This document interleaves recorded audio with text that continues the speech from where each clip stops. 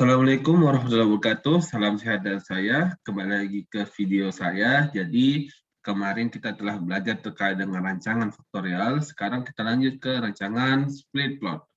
Seperti yang dibicarakan di kelas-kelas Ranco, bahwa split plot merupakan salah satu rancangan advance dari rancangan faktorial atau rancangan advance dari rancangan dua faktor. Mengapa demikian? Karena rancangan faktorial itu fokus terhadap tiga kombinasi atau tiga sumber ragam, yaitu faktor A, faktor B, dan interaksinya. Atau beberapa pun tergantung dari kombinasi-kombinasi atau interaksi-interaksi antar perlakuan yang kita ikutkan. Nah, seperti itu. Kemudian split plot itu bedanya karena terdapat satu faktor yang tidak terlalu kita pentingkan atau faktor tersebut merupakan suatu kondisi yang lazim atau sulit terpercaya. Namun kita fokus terhadap anapetak, terhadap faktor tertentu beserta interaksi faktor tertentu tersebut dan dengan perlakuan umumnya. Misalnya kita ingin melakukan rancangan percobaan di salin, di cekaman salin, di mana cekaman salin dalam perlakuan tersebut kita membutuhkan kondisi normal dan kondisi salin. Kita sudah tahu bahwa kondisi normal akan lebih bagus dibanding kondisi salin.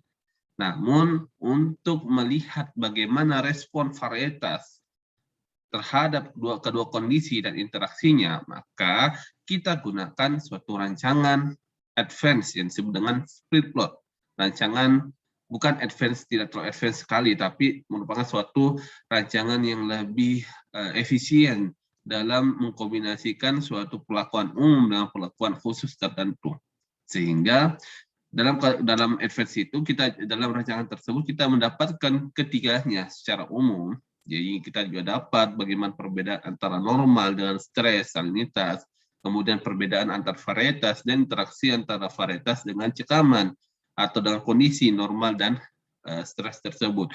Akan tetapi ketika sumber keragaman yang bersifat umum tersebut tidak terlalu dianalisis secara mendalam. Yang dianalisis atau yang diperhatikan secara mendalam adalah sumber keragaman dari anak petaknya atau faktor khususnya beserta interaksi antara anak petak yang dimana merupakan faktor khusus dan petak utama yang merupakan faktor umumnya. Nah, seperti itulah.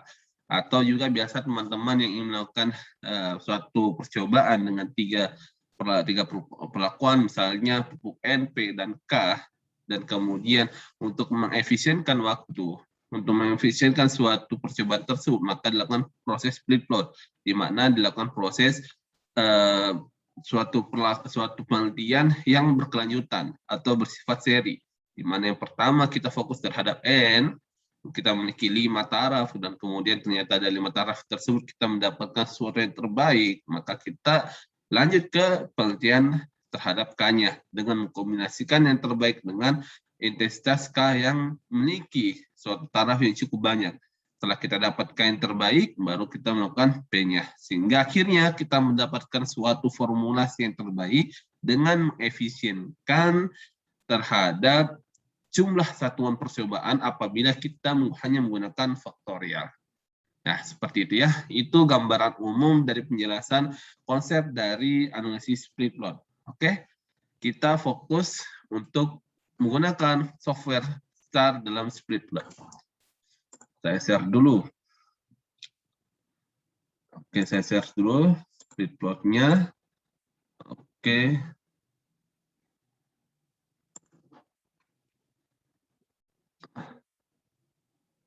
Oke, mungkin kita coba cari dulu softwarenya. Nah, ya, di sini kita buka dulu softwarenya STAR itu, dan kemudian kita share. Apakah sudah terlihat? Saya harap sudah terlihat ya. Oke, oh maaf. Oke. Di sini seperti tampilan awal pada umumnya, kemudian kita masuk ke import data, kita ambil data split plot tersebut yang sudah kami sediakan. Jadi sudah kami sediakan split plot tersebut pada suatu folder tertentu. Di sini kami fokus terhadap konsep latsar. Jadi tugas konsep modulnya, rancopnya pada analisis split plot. Oke, ini dia split plot.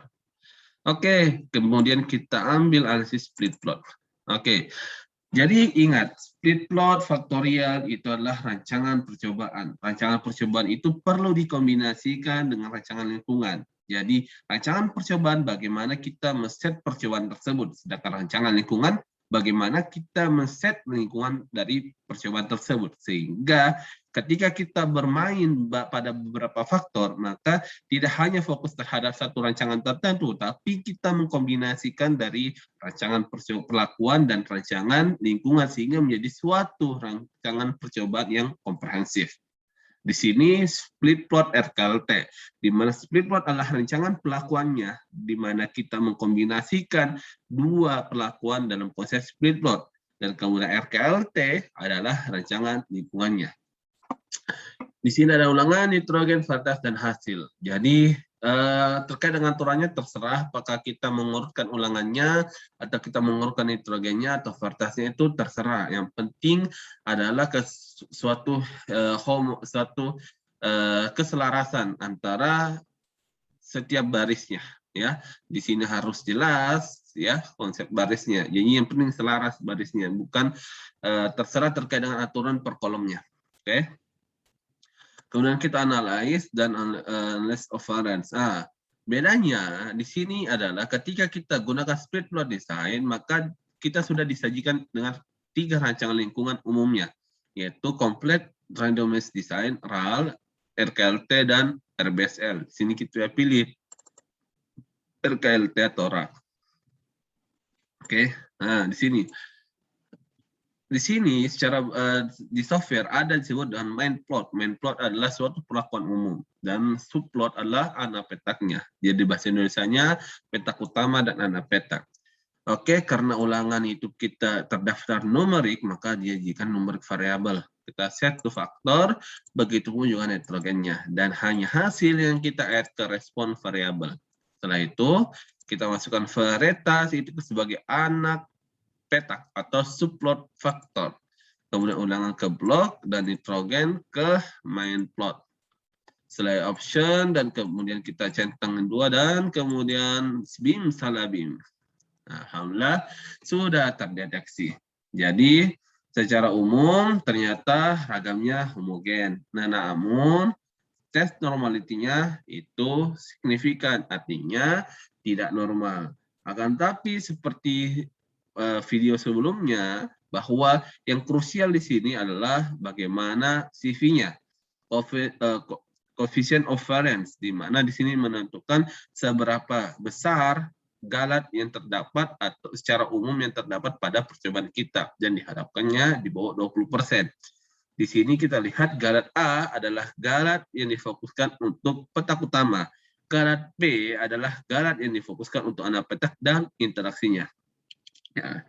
Di sini ketika kita melihat sumber keragamannya, jadi ada ulangan nitrogen, kemudian ada error A adalah kombinasi antara ulangan dengan nitrogen, dan error B adalah kombinasi seluruh faktor yang ada dikurang dengan semua pelakuan dan error A-nya. Itulah error B yang ada pada sum square-nya. Oke. Jadi dalam kesempatan ini kita mengidentifikasikan ternyata nitrogen itu signifikan. Hal ini menandakan bahwa ternyata memang pengaruh nitrogen itu memberikan dampak terhadap perbedaan respon yang antara 0, 50, 100, dan lain-lainnya. Dan kemudian dalam varietas yang kita gunakan ternyata sangat berbeda. Hal ini akan memberikan gambaran umum terkait dengan pengaruh dari nitrogen tersebut. Dan akhirnya yang krusial adalah, yang salah satu krusial kedua adalah bagaimana pengaruh nitrogen terhadap interaksi nitrogen dengan varietas. Dan kita mengetahui bahwa interaksi keduanya juga signifikan. Hal ini bisa mendasari bahwa percobaan ini sangat optimal untuk dilakukan, sangat sesuai dengan galat walaupun memiliki normalitas yang rendah. Hal ini disebut sangat wajar karena kemungkinan ada suatu dominansi dari suatu perlakuan tersebut sehingga membuat suatu data tidak normal. Nah, sehingga dalam perlakuan tersebut kita fokus terhadap CV-nya, ya.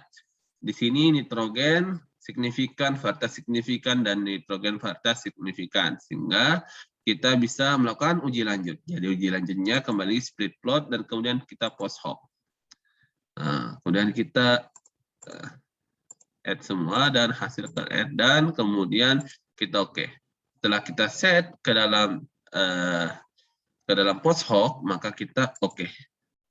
Dan hasilnya akan diberikan dalam, jadi apabila signifikan, maka hasil akan diberikan dalam pengaruh sederhana kalau kita melakukan pengujian secara tidak terstruktur, ya. Jadi konsepnya pengaruh sederhana di sini membandingkan nitrogen pada setiap level varietas. Begitupun juga demikian membandingkan nitrogen pada setiap ini membandingkan kita membandingkan varietas pada setiap level nitrogen. Jadi pengaruh sederhana, analisis pengaruh sederhana. Oke, demikianlah video ini. Kita akan berjumpa pada video selanjutnya terkait dengan strip block.